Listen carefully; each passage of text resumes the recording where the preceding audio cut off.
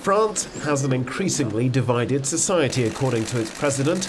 It's partly why Francois Hollande has been attending a so-called Social Democratic Forum for Jobs, a two-day conference which gathers trade unions, bosses and local authorities around large tables for talks on introducing reforms. You are the actors, the living force of our country, the president said. Nothing could be done without you, but at the same time the state will always respect its responsibilities to prepare our country's future. But many delegates have taken umbrage with the president's sentiments. Some of France's biggest unions walked out of the conference over differences over Hollande's highly publicized Responsibility Pact and the need for reforms.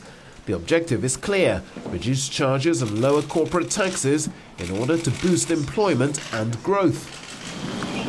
Critics of the plan, however, say reforms in France are always introduced in the most painful way or are abandoned in the face of public protests or opposition from the country's powerful unions.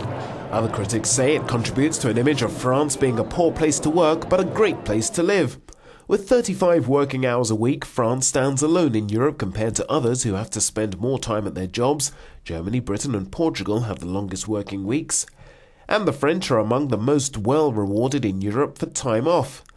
They enjoy 36 days of annual paid leave, while Germany only has 29. The Dutch have the least with 28. The French are also among the front-runners when it comes to labour costs. On average, an employee costs the firm around €35 an hour. It's less than Sweden, Belgium, Denmark and Luxembourg, but much more than neighbouring Germany.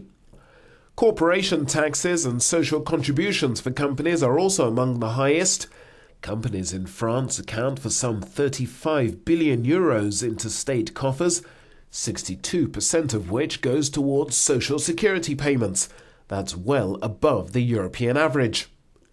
Critics conclude by saying that reforms might well be needed in France to preserve the country's way of living, but they also point out that French labour productivity is still the highest in Europe, and that around a third of Europe's top 100 companies are French.